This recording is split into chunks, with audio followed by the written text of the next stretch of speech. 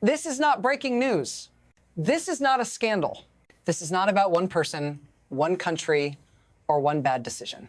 This is about a system that only works as long as everyone agrees to pretend it's stable. For decades, you were told that power looked like armies or borders or elections, but the real engine was quieter than that.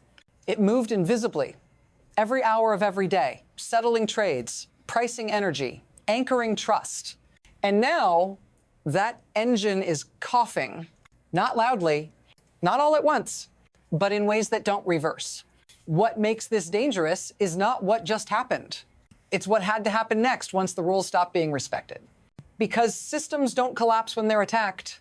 They collapse when they're worked around. Stay with me. Because if you understand this moment, you will see the next one coming before it's announced. And that's where this actually begins. What actually controls the system right now is not policy. It's not ideology. It's not even growth. It's settlement. Who gets to price transactions? Who gets to clear them? Who gets to decide what counts as final? For years, that power belonged to a single architecture. Not because it was moral, not because it was fair, but because it was everywhere.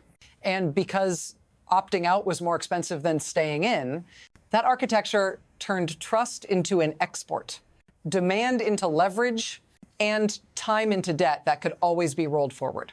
But here's the shift. The system no longer needs universal participation to function. It only needs enough exits. Once alternatives exist, even imperfect ones, the center stops being a necessity and becomes a risk. And when the center starts behaving unpredictably, the math changes fast. What you're watching is not rebellion. It's optimization, and optimization doesn't care about loyalty. It only cares about exposure. That's the pressure building underneath everything else. And it's about to surface. There was a time when this system moved slowly enough for you to see it working.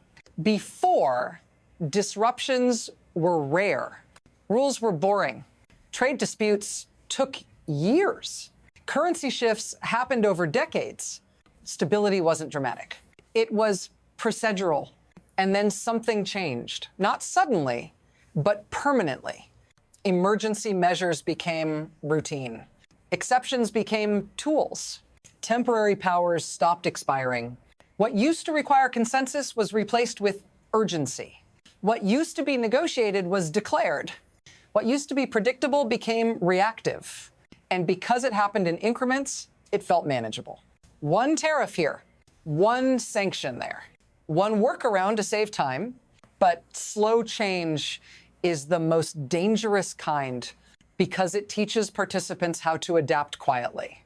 Banks adjusted settlement paths, states diversified reserves, producers learned how to invoice without touching the center at all. None of this made headlines. It didn't need to. By the time anyone noticed, the system was already being used differently than it was designed. And when usage changes, power follows. That's the quiet shift. And it set the stage for the first visible shock. And then the abstraction broke. Because suddenly, the workaround wasn't quiet anymore. A foreign head of state was removed. Not through negotiation, not through multilateral process, but through force, justified after the fact. It was framed as necessity, as urgency, as a contained operation. But inside the system, it registered as something else entirely. A proof of volatility, markets don't react to morality. They react to precedent. If sovereignty can be overridden this casually, then contracts can be too. If rules only apply until they're inconvenient, then settlement risk explodes. And here's the part most people missed. This wasn't interpreted as strength. It was read as stress. A system confident in its position doesn't need to grab. It doesn't need to rush. It doesn't need to demonstrate control this loudly. So capital paused, partners recalculated, and alternatives already half-built suddenly mattered. If you're finding this unsettling, good. It means you're tracking the right signal. Because what followed wasn't retaliation, it was migration. And once that starts, it's very hard to stop. Here's the mechanism that makes all of this cohere. The system doesn't run on dominance. It runs on reuse. Every time a transaction clears in the same currency, through the same rails, it reinforces demand. That demand lowers borrowing costs. Those costs finance deficits. Those deficits feed growth that looks real as long as liquidity stays abundant. That's the loop. But there's a second layer most people never see. When access to that system becomes conditional, sanctions, tariffs, exclusions, the currency stops being neutral. It becomes a weapon. And weapons invite shields. So trade doesn't stop. It reroutes. Oil still moves. Goods still ship. Money still clears. Just not where it used to. The beneficiaries are the ones who built parallel rails early. The ones who can settle without asking permission. The damage is absorbed by the center quietly as demand thins. This is why force doesn't restore control here. It accelerates substitution. And substitution is invisible until it's irreversible. That's the mechanism underneath the headlines. And it's already producing the second shock. The pace changes here because once substitution begins, feedback loops tighten. Exports spike, but not the ones you want. Imports fall, but not for the reasons you're told. Manufacturing doesn't rebound. It contracts. Jobs disappear quietly. Input costs rise anyway. Gold moves first. Then settlement volumes shift. Then yields twitch. Nothing crashes. That's the mistake people keep waiting for. Instead, liquidity pools thin. Refinancing gets harder. Each auction clears, but barely. Confidence doesn't vanish. It fragments. And fragmentation is lethal to systems built on scale. What looks like resilience is often just delay.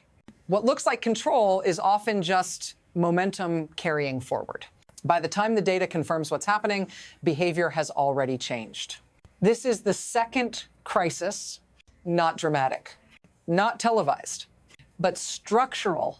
And it leaves one group absorbing the shock without ever being named. That's where this turns personal. This is where you enter the frame. Because systems don't fail in spreadsheets. They fail in households. You feel it before it's explained to you, before anyone names it. Before it's admitted, the cost of borrowing doesn't jump. It creeps. The job market doesn't collapse. It narrows. Opportunities disappear without announcing where they went. Your paycheck stretches less, even when the numbers say inflation is cooling. Your savings earn less or risk more just to stand still. Housing stays out of reach, not because demand is high, but because capital has nowhere else to go. And you're told this is normal, that it's global, that it's temporary. But what's really happening is quieter. The system is asking you to absorb volatility so it doesn't have to admit instability. You are the buffer. Your risk tolerance replaces policy. Your uncertainty props up valuations. If this feels personal, it should, because it's designed that way. Stay with me. Share this. Not because it's alarming, but because what comes next only makes sense if you've seen this part clearly. Because this no longer stops at the border. What happens next doesn't announce itself as defiance. It shows up as coordination. Trade agreements that used to stall suddenly move. Settlement pilots that were experimental become operational. Payment systems built for domestic use start linking outward, not to replace the center, just to bypass it. Energy trades clear without touching familiar rails. Commodities price in baskets, not benchmarks. Reserves rebalance quietly, quarter by quarter.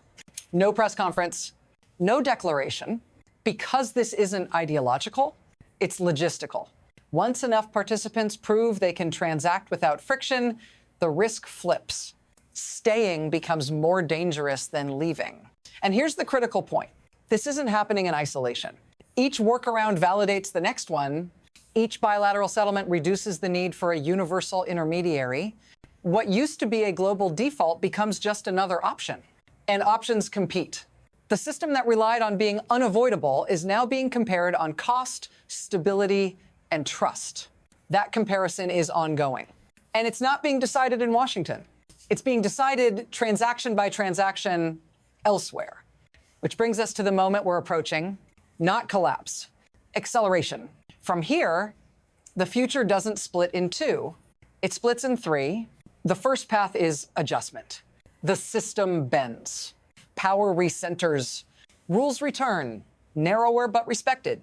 Demand stabilizes, not because dominance is restored, but because predictability is. This path is slow, politically expensive, and it requires admitting limits. The second path is erosion. Nothing breaks, nothing heals. Workarounds multiply. The center keeps functioning, but with less gravity each year. Debt rolls over, but at higher cost. Growth exists, but thinner. This is the path of drift. It feels survivable until suddenly it isn't. The third path is rupture, a failed auction, a misread intervention, a shock layered on top of exhaustion. Confidence snaps not everywhere, just enough places at once. Liquidity freezes selectively. The system learns too late what demand actually meant. None of these paths announce themselves ahead of time. They only become obvious in retrospect. And right now, we are still early enough that all three remain open. That window's closing. And how it closes depends on what happens next. This is the part where I'm supposed to reassure you. Explain how systems adapt. Remind you that this has happened before. Offer a clean resolution. I'm not going to do that. Because the danger here isn't collapse. It's misrecognition. A belief that power still looks the way it used to. That leverage still works the same way. That credibility can be enforced instead of earned. The system doesn't end when the center falls. It ends when the center stops being necessary. And that's already in motion. Not loudly, not dramatically, but consistently. Every workaround that clears, every trade that settles elsewhere, every reserve that shifts quietly out of habit, those aren't protests. They're decisions. If you're watching this, it's because you sensed something was off before it was named. Stay with this story. Because the next phase won't look like failure either. It will look like normalization right up until it doesn't. Follow, subscribe. Keep asking where the system is routing around itself. Because once that answer is obvious to everyone, the outcome won't be optional anymore.